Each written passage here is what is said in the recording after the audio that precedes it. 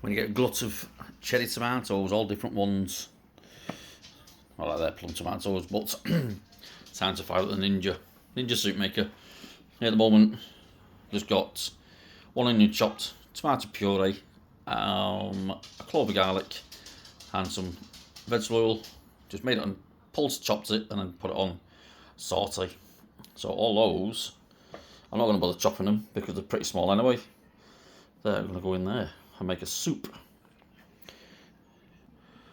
Once the soup's in, I basically have 1 vegetable stock cube and just some butter, just give it like a bit of a glaze. That's just the recipe I'm using. I've used this before with different stuff and it does come out quite nice. So let's get the tomatoes in and let's get it pulsing. That's it, all the tomatoes are in. So I'm just going to give it a bit of a chop first of all.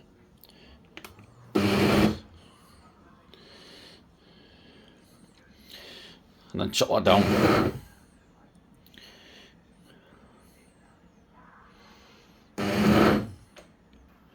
Right, as it chops a little bit, so all I'm going to do is I'm going to put on soup, smooth soup, and let that run on its own. I want to let it warm up and it will actually then start to cook.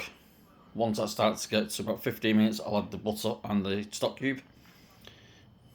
So I'll come back to you in a bit. Now the glass is now already getting warm and it's done a couple of pulses. So 21 minutes left. Starting to cook. And all we'll do then is once this is done, we'll sieve this through fine sieve to get rid of any peels and pips, etc. And that's another pulse. I've got this on, like I say, smooth. You can actually do chunky soup, but chunky soup's good for, let's say, root vegetables, let's say like carrots, etc. because they've not really got pips or seeds. All I'm going to do is stick the stock cube in and just bits of butter. I want this blending in now.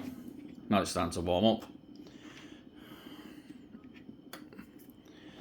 Let's put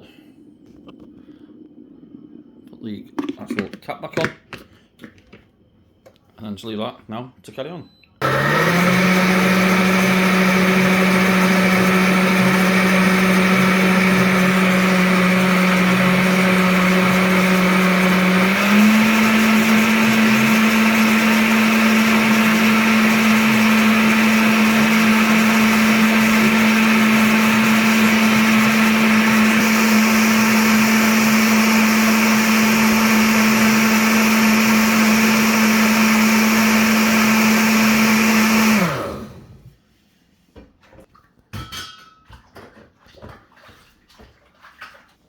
Now I have to let this cool down a little bit now because it's absolutely red hot.